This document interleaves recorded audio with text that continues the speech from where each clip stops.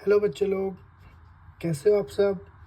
आपका एक बार फिर से स्वागत है मेरे अपने चैनल स्किल नेस्ट में।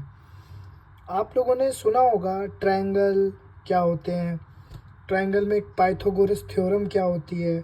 अगर हम उस थ्योरम को सॉल्व करेंगे तो उनका क्या रिलेशन बनता है, कैसे कैसे सॉल्व होती है।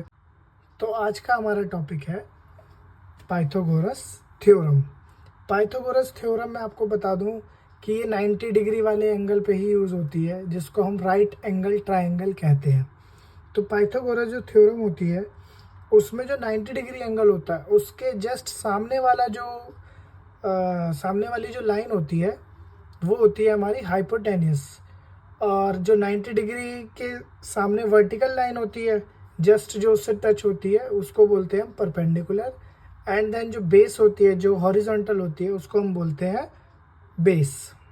आप लोगों ने देखा होगा कि हमारे डेली लाइफ में पाइथागोरस थ्योरम कैसे यूज़ होती है। जो हमारे यहाँ लैडर होते हैं जो छत से जुड़े हुए होते हैं वो देखो आप, वो बिल्कुल हाइपोटेनस की तरह होते हैं और जिससे वो टच होते हैं वो परपेंडिकुलर होता है और जिस ज़मीन से टच होते हैं वो हमारा बेस होता है।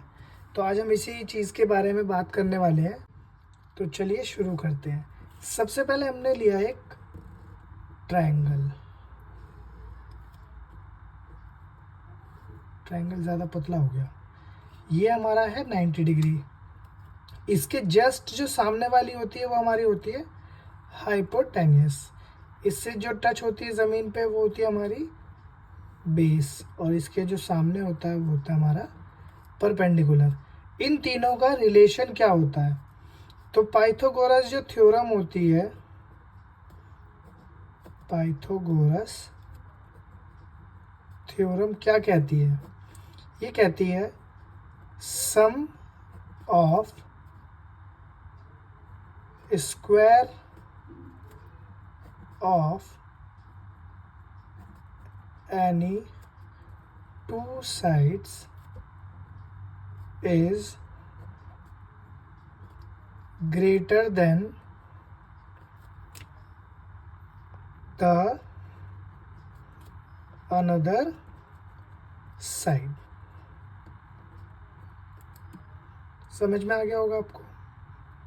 इसका एक फॉर्मूला होता है जिसको हम ये बोलते हैं P square plus B square is equal to H square. Pythagoras theorem के लिए हमेशा यही फॉर्मूला यूज़ होगा। आप इसको याद कर लीजिए, नहीं तो इस वीडियो को अगर एक बार और देख लेंगे तो आपको याद करने की भी ज़रूरत नहीं पड़ेगी। तो ये जो P होता है ये हमारा परपेंडिकुलर, ये होता है बेस, ये होता है हाइपोटेन्यूस। तो इस चीज़ को याद रखना कि perpendicular square plus base square is equal to hypotenuse square. इसके लिए हम कुछ क्वेश्चन लेके चलते हैं। जैसे हमने बेस ले लिया 2, परपेंडिकुलर ले लिया 3, अब हमें हाइपोटेन्यूस निकालना है। तो हम क्या करेंगे, सिंपल इस फॉर्मूले में पुट कर दो। P क्या है हमारा 2 स्क्वायर प्लस B क्या है हमारा 3 स्क्वायर इज इक्वल टू हमारा H स्क्वायर आ जाएगा। तो करते हैं 2 का स्क्वायर, अभी हमने स्क्वायर रूट पढ़ा है तो आपको याद हो गया होगा। 2 का स्क्वायर 4, 3 का स्क्वायर 9 और H का स्क्वायर। तो 4 प्लस 9 कितना हो गया 13 और ये H स्क्वायर। हमें लेकिन निकालना है क्या, हाइपोटेन्यूस। तो ये स्क्वायर इधर जाके क्या हो जाएगा, रूट। तो हमारी हाइपोटेन्यूस की वैल्यू आ गई √13। अब एक प्रॉपर क्वेश्चन लेते हैं। हमें परपेंडिकुलर दिया हुआ है 3, बेस दिया हुआ है 4, हमें निकालना है हाइपोटेन्यूस। तो क्या करेंगे, सेम एक ट्रायंगल ड्रॉ करेंगे। उस ट्रायंगल में क्या लेके रखेंगे हम, परपेंडिकुलर हमारा 3 है, बेस हमारा 4 है, एच हमें निकालना है। तो अब क्या है, ये फार्मूला यूज़ कर लेंगे सिंपल। इस फार्मूले को करने के लिए आपको क्या करना पड़ेगा, सिंपल इस फार्मूले को याद करना पड़ेगा।